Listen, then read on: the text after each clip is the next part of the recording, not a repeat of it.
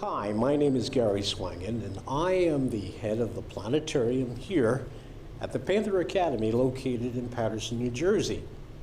The reason I'm here is because I want to talk about something that's going to take place very soon. And in fact, on the morning of November 28th, you and I are going to look out and see a spectacular event. It's called Comet Ison, I-S-O-N. It's already moving through the inner part of our solar system, and it's getting closer and closer to the sun. And on November 28th, it's going to round the sun, and in the early morning, after we have our, let's say, our turkey dinner, or before we have that, we're going to be able to see this spectacular sight. And Comet Ison, would you believe it, is supposed to be the comet of the century. Well, we'll find out when we take a look at it. But before I talk about Comet Ison, I want to talk about comets in general. You see, people have always associated comets as being kind of bad guys in the sky. They never got good publicity about things when they saw them in the sky.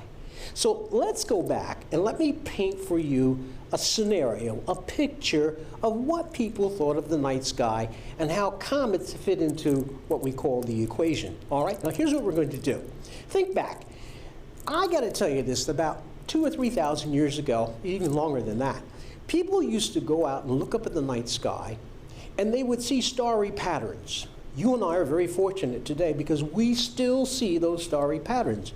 They're called the fixed stars.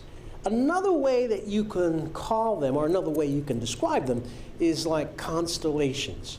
That's right, there are constellations in the sky. There are 88 of these things in the sky.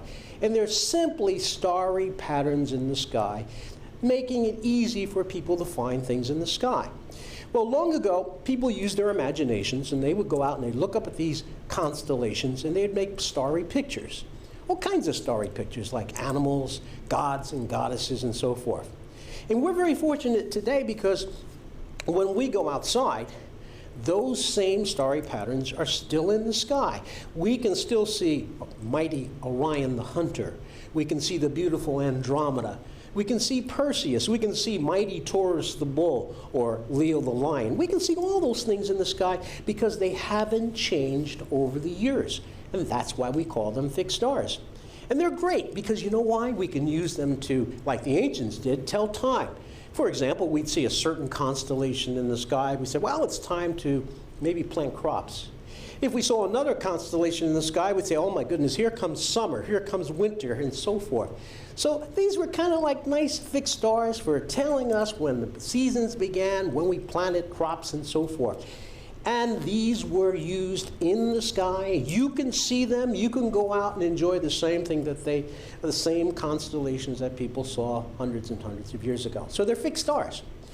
What else they saw in the sky was kind of exciting. They would go out at night and they would look at some other objects, not just the fixed stars, but they noticed that if you look very carefully in the night sky, you'll see some other objects brighter than the stars in the sky, and they would move through the constellations.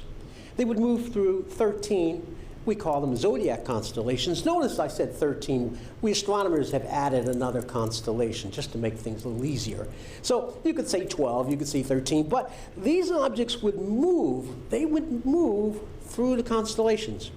And you probably know of those objects like the sun and the moon, but they saw other objects, 5 other objects, and those objects were the planets. Well, the sun, the moon, and the 5 other planets. Notice I said 5 because in those days that's all they could see with the unaided eye. There was Mercury, there was Venus, there was Earth, Mars, Jupiter, Saturn. That's it. That's it. That's all they saw. Just those objects. But they moved, those celestial objects moved through the constellations. And guess what they called them?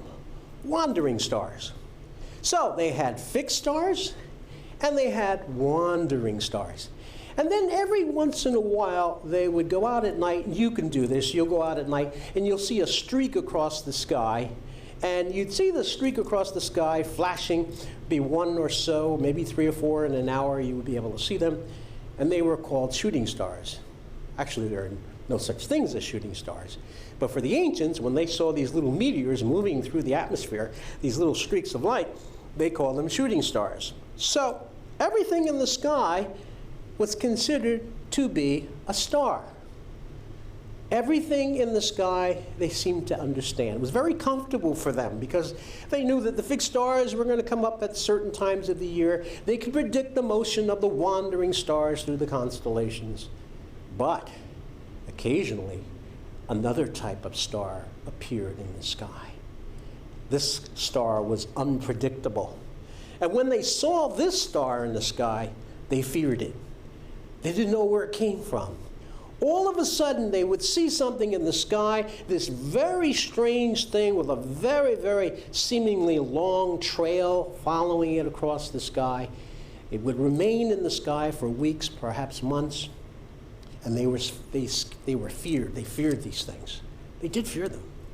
In fact, let me tell you something about these strange stars they saw in the sky. They called them hairy stars, because they looked like a giant head with this long hair coming out of it. These were the comets. And comets were not looked upon in great favor by many people. They feared them because they didn't understand where they came from. Can you imagine going out night after night looking at the constellations, looking at the planets in the sky, and then suddenly, out of nowhere it seems, you see this strange thing in the sky? They feared it. In fact, if we go back into time, we know that people thought when they saw comets in the sky that this was an evil thing, a bad omen. I'll give you a perfect example. When the Roman Empire fell, and we heard about that crazy emperor called Nero, they said Nero played the fiddle while Rome burned. Well, people said Nero went crazy because there was a comet in the sky. And then in Europe, there was the Great Plague of Europe. People said, well, maybe the reason they have a plague in the sky is because, or a plague on Europe, is because there was a comet in the sky. And in 1066, there was the Battle of Hastings with the Normans and the Saxons. And the Normans conquered the Saxons. And according to history, they said, well, maybe it was because there was a comet in the sky. Who knows? Maybe in the future, if the Democrats win and the Republicans lose, or vice versa, they'll probably blame it on a comet. But throughout many, many centuries, people kind of blamed everything on comets because they didn't know why they appeared in the sky. You and I are going to see some evidence of, we're going to be looking at some of the things that people did when they saw a comet. And you're going to find it's very, very fascinating.